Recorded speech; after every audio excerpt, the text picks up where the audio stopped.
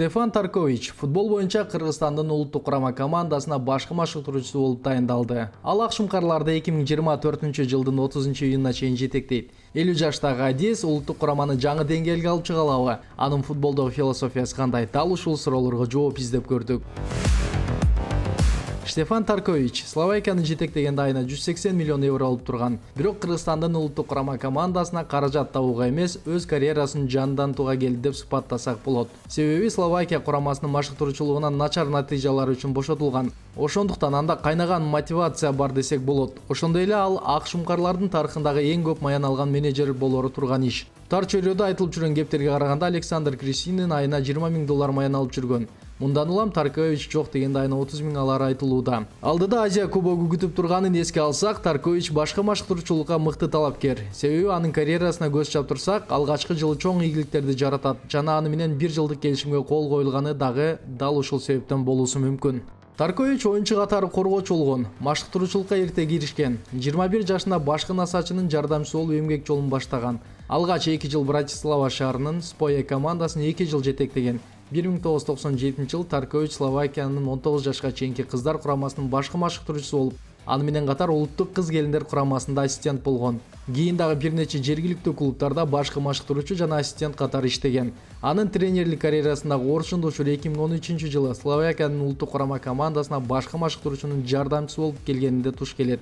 Алар Ян Казак-Эко 2016 жылы Словакиянын тарыхында алгачкы рет Европа чемпиондугунун финалдык бөлүгүнө алып чыккан. Таркович 5 жыл ассистент болуп эмгектенгенден соң 2018 жылы Ян Казак кызматтан кетип, анын ордуна Штефан убактылуу башкы машыктыруучу болгон. 2019 жылы Словакиянын футбол союзуна техникалык директор болуп тайындалган. Ал эми 2020 жылы Словакиянын машыктыруучусу Павел Гапал кызматынан кетип, Таркович кайрадан өз өлкөсүнүн улуттук курамасын жетектеген. Башкы машыктыруучу катары Словакияны Евро 2020 турнирине алып чыккан. 2022 жылы Улуттар лигасында Казакстанга утулуп калганда Словакиянын футбол федерациясынын аткаруу комитети аны кызматтан кетирген. Дүйнөлүк BBC Guardian басылмаларынын словакиялык спорт кабарчысы Лукаш Фраблик Офсайд Кыргызстан каналына Штефан Таркович прагматик тренер жана өз өлкөсүндөгү мыкты машыктыруучулардын бири экенин айтып берди. Таркович тажрыйбалуу оюнчуларга басым кылабы же жаш футболчуларгабы? Штефан Таркович Словакия курамасын машыктырып жүргөндө жаш футболчулар менен бирге тажрыйбалуу оюнчуларга дагы таянды. Ал команданын өзөгүн тажрыйбалуу оюнчулардан түзүп, ага жаш таланттарды аралаштырганды жактырат. Негизинен мыкты оюнчуларды тандоого аракет кылды. Ал убакта командада канча бир деңгээлде муун алмашуу болуп жаткан. Андыктан көйгөй жараткан позицияларга Таркович жаңы оюнчуларды издеди. Ал Томаш Суслов сынды жаш таланттарга мүмкүнчүлүк берди. Тарковичтин командалары топко ээлик кылабы же контрчабуулдарга ыктайбы? Тарковичти топко ээлик кылган же контрчабуулга ыктаган машыктыруучу деп кес айтыш кыйын. Бирок Словакия мурдатан контрчабуулдар менен көбүрөөк белгилүү. Биздин курам илгертен топту көп кармоону жактыра беришпейт. Аларга коргонууга ыкталган оюн ыңгайлуураак. Бирок Таркович коргонууну жакшы көргөн тренер дей албайм. Ал ошондой эле күчтүү прессингди колдонууну дагы жакшы көрөт. Албетте, көп нерсе силерде кандай оюнчулар бар экенинен көз каранды. Анын философиясы жеңишке жетүү деп сүрөттөгүм келет. Тренер прагматик десем болот. Команданын көрсөтмөлөрүн так аткаруусун көздөйт. Анын күчтүү жагы мыкты коргонуу, анан контрчабуул. Таркович Словакияда 10 мыкты машыктыруучунун катарына киреби? Албетте, Штефан Таркович Словакияда мыкты 10 машыктыруучунун катарына кирет. Словакиялык көрөрмандар аны көп жактыра беришпейт, жана сындап келген. Анын дарегине көптөгөн сындар айтылып келет. Тажрыйба жана машыктыруучулук сапатына токтоло турган болсок, аны эч бир кылчоктоосуз Словакиядагы мыкты 10 машыктыруучунун катарына кошсок болот. Таркович кандай схемада оюн жүргүзөт?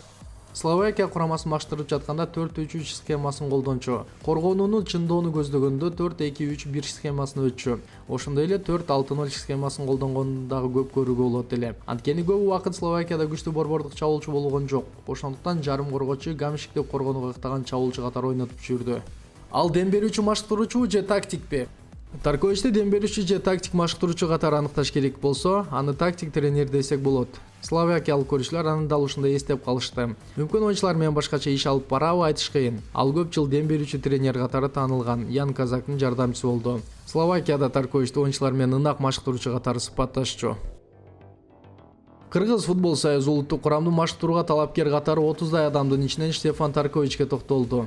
Жаңы машыктыруучунун Кыргыз курамасындагы алгачкы ишин 10-июнда Борбор Азия кубогунда көрөбүз. Кыска мөөнөттө мыкты жыйынтыкты көрсөткөн Таркович бат эле кыргызстандык көрөрмандардын сүймөнчүлүгүнө айланат деп ишенгибиз келет.